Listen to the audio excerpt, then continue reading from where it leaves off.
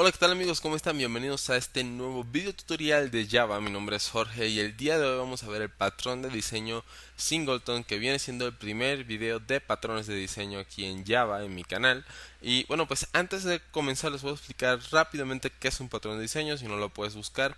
Básicamente el patrón de diseño de software es una herramienta genérica que te permite solucionar problemas genéricos. Y con eso de genérico me refiero a que es como una guía, o sea, es como una guía que tú estudias, que tú aprendes y que puedes implementar no necesariamente de la misma manera siempre. De hecho, no hay como algo que te diga el código tiene que estar así específicamente para que sea el patrón singleton, el patrón facade o el patrón de estado. No, es básicamente una guía y tú lo implementas, ¿ok? Es la diferencia con un algoritmo. El algoritmo es una serie de pasos muy específicos para solucionar un problema. El patrón de diseño te ayuda a mantener una gama más amplia de problemas que solucionar, pero de manera diferente. Es para diseñar aplicaciones a lo mejor un poco más grandes, a lo mejor un poco más robustas y bueno, pues eso para que se den una idea. Ahora, el primer patrón que vamos a ver, como les comentaba, es el singleton. Es uno de los más sencillos y uno con el que se puede empezar a aprender.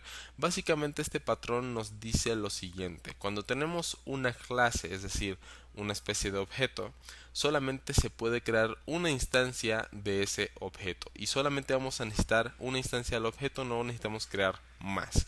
¿Y cuándo puedo implementar este patrón de diseño? Pues lo puedo implementar a lo mejor en alguna sesión de usuario en el que solo existe una única sesión de usuario, por decir algo, en un sistema, o en este caso vamos a implementarla en un pequeño logger, es decir, un objeto que me va a ayudar a mandar logs a la consola, ¿ok? Entonces aquí tengo un método main, entonces vamos a crear aquí una nueva clase que se llama el logger y vamos a comenzar a diseñar esta clase de manera que solo se pueda crear una instancia, ok, eso es muy importante. Esta clase solamente debe permitir que se cree una instancia del objeto y nada más. Y la forma en la que vamos a asegurar eso es lo siguiente. Para empezar, el típico constructor de la clase, que vendría siendo un public logger, que es como lo hemos venido acostumbrados, como hemos estado acostumbrados a crear constructores. De esa manera yo puedo ir a una clase diferente y a algún lugar diferente y crear un logger y nada más decir new logger. Bueno, y pues ya tengo mi logger. Entonces, lo que voy a hacer para que no pueda crear más de una instancia es voy a decir, bueno, este método va a ser privado. Y al hacerlo privado, acá ya no voy a poder crear un logger. ¿Por qué? Porque no tengo acceso a ese constructor, no tengo acceso a ese método, ¿ok? Entonces, eso es lo primero. Lo segundo que vamos a hacer es vamos a crear una variable estática, es decir, esto va a ser constante y se va a poder mantener igual dependiendo de donde se llame.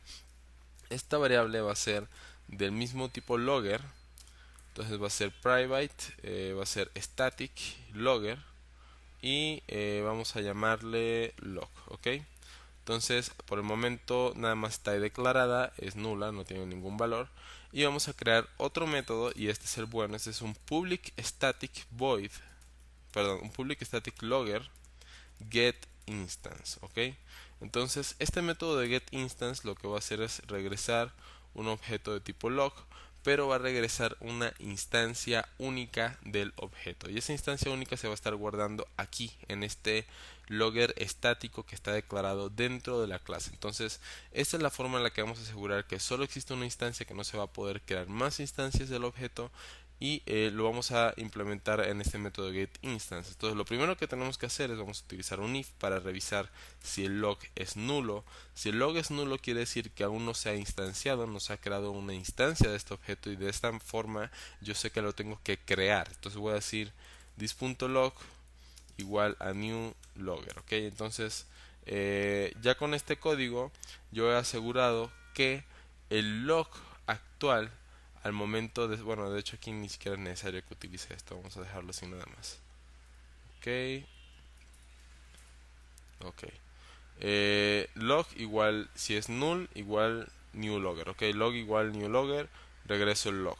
Entonces, ¿qué pasa? Que si el log ya está instanciado, no voy a crear ninguna nueva instancia de esto, sino que se va a utilizar la misma que ya se creó previamente y lo voy a regresar para poderlo usar. Entonces, la forma en la que yo accedo a esa instancia, a ese objeto, no es creando un nuevo logger desde fuera, sino es simplemente haciendo logger.log getInstance. Y esto directamente me va a regresar un objeto de tipo logger para guardarlo una variable. Y ya que tengo esto, pues ya yo puedo acceder a métodos del objeto. Por ejemplo, si tengo un método llamado public void log, yo puedo decir que aquí puedo recibir una especie de mensaje y que voy a poder imprimir ese mensaje en pantalla utilizando system.out.println. Entonces aquí puedo crear un log. Vamos a decir log hola mundo. Y si corro el programa, lo que voy a ver es el resultado de hola mundo que se está ejecutando a través de un método que tiene la instancia del logger. Entonces aquí lo pueden ver, dice hola mundo.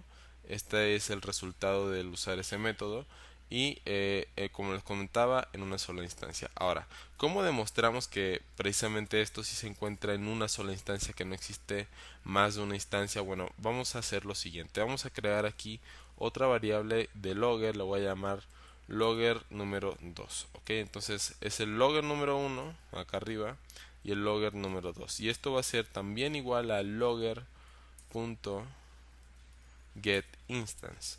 Y esto es algo muy interesante. Cuando nosotros hacemos esto, realmente como estamos utilizando el patrón singleton, que ya vieron cómo lo implementamos así de rápido, esto me va a regresar la misma instancia y de tal manera que estos dos objetos, el logger 1 y el logger 2, van a ser realmente referencias hacia el mismo objeto, va a ser la misma instancia. Entonces, ¿cómo demostramos eso? Otra cosa que podemos hacer con esta clase es, podemos crear algunos getters y setters para encapsular algunas variables. Entonces voy a crear aquí una variable privada de tipo string y le voy a llamar value. ¿Ok? En el momento value es nulo, no tiene ningún valor.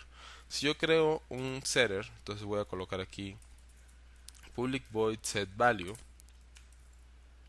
Yo voy a colocar aquí un mensaje y básicamente el valor va a ser igual a ese mensaje. Entonces this.value o value va a ser igual al mensaje que yo le coloco aquí. Y adicionalmente voy a crear el getter. Entonces voy a colocar public string get value y el código va a ser simplemente return value. Entonces me va a regresar el valor de la clase value, ¿ok? De la instancia. Entonces ya que yo tengo esto, vamos a hacer lo siguiente. Voy a hacer el set value en el logger número 1 set value.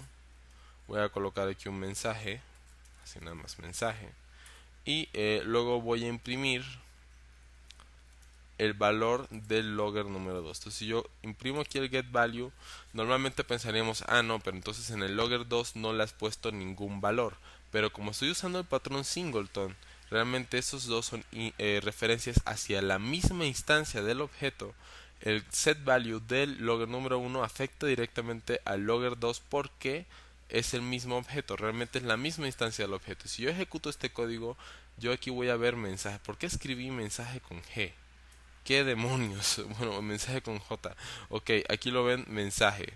No sé ni cómo se pronunciaría esto, mensaje o algo así, quién sabe. Ok, lo voy a ejecutar nuevamente para corregir ese error de ortografía horrible. Qué pena estar subiendo esto a YouTube. Pero bueno, aquí está el mensaje. Y como ven ustedes, logger número 1, set value, mensaje. Y el logger número 2, get value, mensaje. Ok, es el mismo valor porque es la misma instancia. Y eso, amigos, es el patrón singleton. Básicamente la ventaja es que te permite mantener la misma instancia de un objeto utilizando esta forma de codificar. Y otra recomendación, si están utilizando aplicaciones de multithreading, quiere decir con múltiples hilos de ejecución en su sistema, les recomiendo que este método public static logger sea también además synchronized. Y esto qué es lo que va a hacer, que es posible que si tú tienes dos o más threads o hilos en ejecución en el mismo momento y no se ha creado la instancia del objeto, es posible que todos accedan al mismo tiempo a este método y que esto se ejecute al mismo tiempo. Por lo tanto, es posible que en aplicaciones de múltiples threads, de múltiples hilos de ejecución, se cree más de una instancia por error y eso puede ser catastrófico. Entonces, para evitar eso, pueden utilizar la palabra synchronized. Es una forma de evitarlo, ya que aseguras que los demás threads se esperen cuando un thread está utilizando este método. y de esta forma se va a crear esto y cuando los otros entren pues va a ser diferente a nulo y ya no va a crear más instancias. Entonces esa es una forma de hacerlo. Obviamente usar Synchronize te afecta un poco el performance, entonces lo puedes eliminar y asegurarte de ejecutarlo una sola vez al inicio de la aplicación antes de iniciar los threads, o bueno, puedes hacer estas varias técnicas, ok, pero es una recomendación. Si el performance no es tanto problema, si puedes dejar el Synchronize para evitar este tipo de problemática. Entonces, dicho y hecho, eso ha sido el video tutorial del día de hoy. Si te gustó, amigo, no olvides dejar un like, suscribirte al canal para más videos y obviamente seguirme en mis redes sociales. Entonces, nada más te recuerdo, en resumen, el patrón Singleton te puede servir para solucionar problemas en lugar de utilizar variables globales, que es cuando normalmente se implementa. Obviamente no es la única forma de resolver ese tipo de problemas donde solo necesitamos una instancia.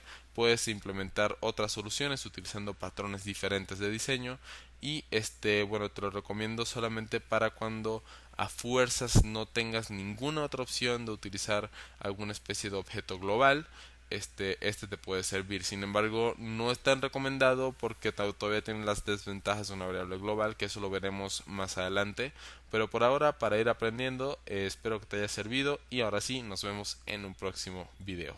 Chao.